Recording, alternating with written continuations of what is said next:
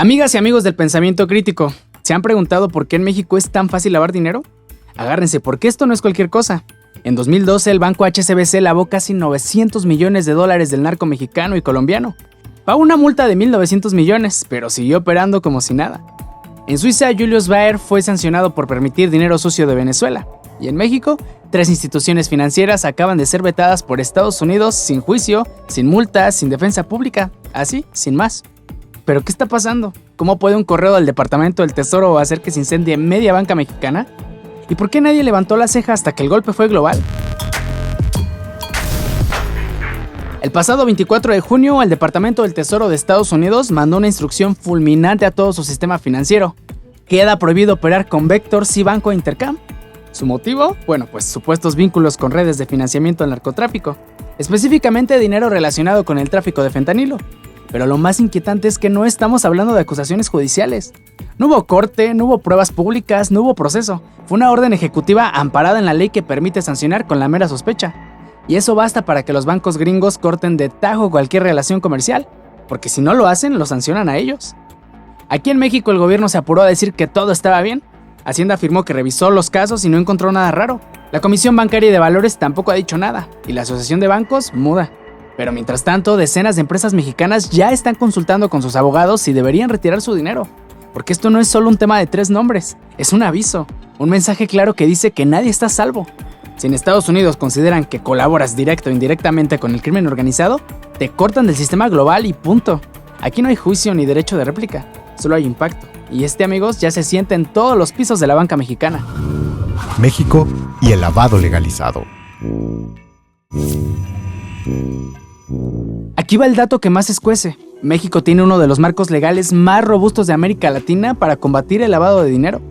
Hay más de 20 leyes, reglamentos y normas aplicables, desde la ley antilavado hasta reglas específicas para bancos, SOFOMES, casas de cambio y hasta arrendadoras. Tenemos una unidad de inteligencia financiera, una Comisión Nacional Bancaria y de Valores, un SAT metido hasta el ADN de cada empresa. Y aún así ocupamos el lugar número 59 en efectividad global según Gafi, el organismo que audita a los países en esta materia. Entonces la pregunta es durísima, ¿tanta norma para qué?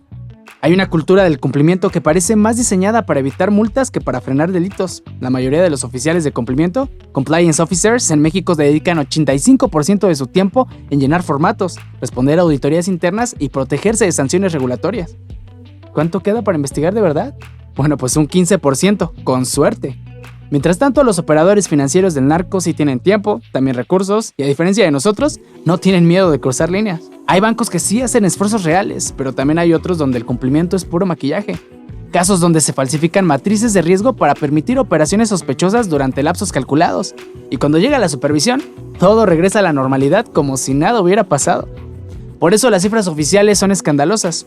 Según la ONU, más del 80% del lavado de dinero global pasa por bancos legales, y solo entre el 0.2 y 0.5% de ese dinero termina siendo detectado, sancionado o judicializado. En México, además, el 70% de las operaciones ilegales pasan por empresas fachada registradas ante el SAT. Muchas operan como cualquier pyme, tienen contratos, oficinas, logos y cuentas claras, pero mueven millones sin que nadie las toque. El sistema está diseñado para vigilar al que hace mal un trámite, no al que mueve dinero sucio disfrazado de empresa formal. Esa es la verdad incómoda. Tenemos una maquinaria antilavado gigantesca que en la práctica no toca a los peces gordos. Golpe directo a la confianza financiera. Lo que pasó con Vectors y Banco Intercam no es una multa, tampoco es una negociación judicial, es algo mucho peor. Es una desconexión del sistema financiero internacional por decisión política y operativa de un gobierno extranjero. Estados Unidos activó el de-risking, una especie de cuarentena financiera que no requiere pruebas formales ni juicios públicos. Basta con la sospecha, basta que el Tesoro diga, con estos ya no se juega, y listo, nadie quiere tocarlos. Lo alarmante es que esto no solo cancela transferencias, rompe la confianza. Y en la banca, cuando la confianza se rompe, nada vuelve a ser igual. En apenas unas horas empezaron a sonar las alarmas en empresas grandes y medianas que operaban con estos bancos. Consultores, abogados, tesoreros y áreas de riesgo empezaron a preguntarse lo mismo. ¿Seguimos con ellos o sacamos la lana? ¿Estamos en riesgo por tener relaciones con bancos señalados por Estados Unidos? Porque sí, oficialmente en México pueden seguir operando, pero si no puedes mover dólares, si tus contrapartes internacionales se alejan, si tu reputación está en juego, operativamente estás en la lona. Lo que hace el Departamento del Tesoro no es un balazo, más bien es un bloqueo invisible, y el contagio reputacional ya está caminando. Lo más grave es que esto no fue una sorpresa. Desde hace más de un año, Estados Unidos anunció que iba a lanzar una ofensiva contra el dinero del fentanilo.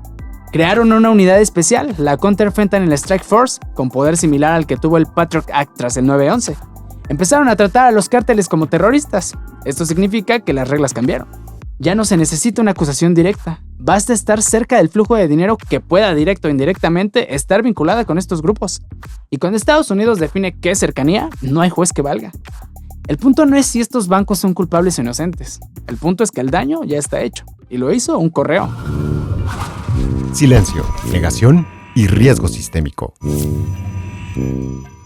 Ahora hablemos del elefante en la sala. El gobierno mexicano no reaccionó con urgencia, sino con soberbia. La Secretaría de Hacienda fue la primera en emitir un comunicado. Y vaya comunicado. Básicamente dijeron, nos pidieron información, no vimos nada raro, todo está en orden, cierra del caso. Pero eso no es una defensa institucional, es una evasiva. Porque lo que está en juego no es si Hacienda ve algo raro, sino si Estados Unidos ya decidió dejar de confiar. Y en este juego la realidad no la dicta Palacio Nacional, la dicta Wall Street. Lo más preocupante es que no es un hecho aislado, más bien es un patrón. La unidad de inteligencia financiera ha sido rápida, incluso feroz cuando se trata de congelar cuentas de opositores, periodistas incómodos o empresarios no alineados. Basta una nota periodística, una discrepancia fiscal menor o un sospechosismo. Pero cuando el señalamiento viene desde afuera y toca instituciones vinculadas con actores políticos o figuras bien conectadas, entonces se llenan de escrúpulos legales. Ahí sí exigen pruebas irrefutables. Entonces dicen que no tienen atribuciones para investigar. Y así, el sistema se autoboicotea. Mientras tanto, la Comisión Nacional Bancaria y de Valores guarda silencio. La Asociación de Bancos en México no ha dicho ni una sola palabra. Los directores de las instituciones afectadas emiten comunicados tímidos, sin asumir responsabilidad ni lanzar una defensa técnica seria. El daño reputacional ya está ocurriendo. Y lo peor es que si no se contiene, podría escalar. Porque esto no solo va de 3 bancos, va del mensaje que se envía a todo el sistema financiero. Que aquí no pasa nada, hasta que pasa. Y cuando pasa, te quedas solo. ¿Cuál es el siguiente banco? ¿Quién es la siguiente casa de bolsa? ¿Quién más aparece en la lista? Nadie lo sabe, pero todos están viendo hacia arriba esperando que no les caiga la siguiente piedra. Eso, amigos, se llama riesgo sistémico. Y México está jugando con fuego. Matrices de riesgo y bancos de papel. Ahora sí vamos a meternos a la cocina, porque una cosa es que el sistema esté infiltrado y otra muy distinta es que lo permitan desde dentro. Lo que se está ventilando en este escándalo no es solo el fallo de las autoridades, sino las prácticas internas que algunos bancos han normalizado. ¿Te suena exagerado? Ahí te va. Hay testimonios directos de empleados que aseguran que cuando llega una operación sospechosa, los mandan a fumar. Literal, sacan al personal del área de cumplimiento para modificar las matrices de riesgo por unos minutos, lo justo para que pase ese dinero sin ser detectado por los sistemas automatizados. Luego todo vuelve a la normalidad, como si nada. Estamos hablando de una simulación institucionalizada, de estructuras internas que no solo no previenen el lavado, sino que permiten zonas grises donde se cuela de todo.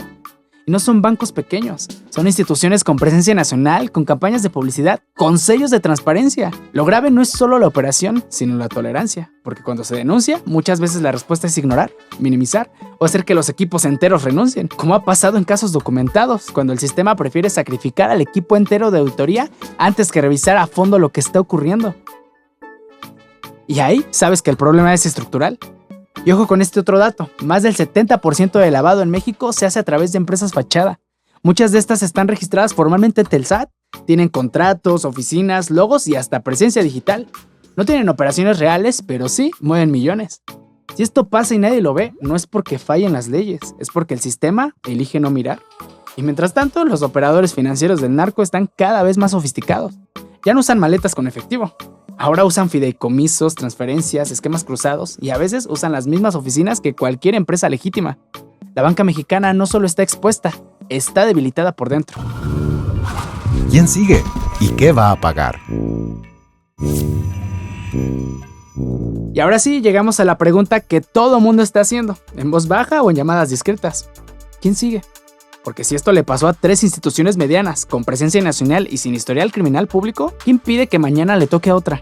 El golpe del Departamento del Tesoro no fue una bala perdida, fue un aviso cantado. Y como en toda crisis financiera, lo que viene ahora no depende de comunicados ni de conferencias de prensa. Lo decide el mercado, lo decide el miedo, lo decide la confianza que se pierde sin que nadie la reclame. Desde que se supo la sanción, empezaron a llegar solicitudes masivas para cerrar cuentas, mover fondos, liquidar fideicomisos o cortar relaciones comerciales. Y el fenómeno que se avecina tiene nombre: de-risking. Traducido al español significa mejor me alejo antes de que me salpiquen. Ya hay empresas que no quieren seguir operando con esos bancos. Ya hay socios internacionales que están revisando sus contratos. Y ya hay clientes que están pidiendo su dinero. Porque una institución financiera puede aguantar auditorías, multas y hasta juicios, pero no puede sobrevivir sin usuarios, y menos sin reputación. El sistema financiero mexicano está en una encrucijada. O responde con una investigación profunda, con transparencia real y con reformas que de verdad detecten el lavado, o se arriesga a que cada señalamiento se convierta en un incendio. Lo peor que puede pasar no es que una institución sea vetada, es que el resto del sistema empiece a parecer cómplice por omisión. Porque una cosa es que un banco falle, y otra muy distinta es que nadie haga nada para evitar que el resto caiga por detrás. ¿Puede una sanción internacional desatar una crisis bancaria en México? Todavía no estamos ahí, pero el escenario está más que armado. Lo único que falta es que nadie haga nada. ¿Y tú qué opinas? ¿Esto es un caso aislado o es la primera ficha de dominó? ¿Crees que el sistema financiero mexicano puede resistir a la presión internacional o ya está fracturado desde dentro? Te leemos en los comentarios.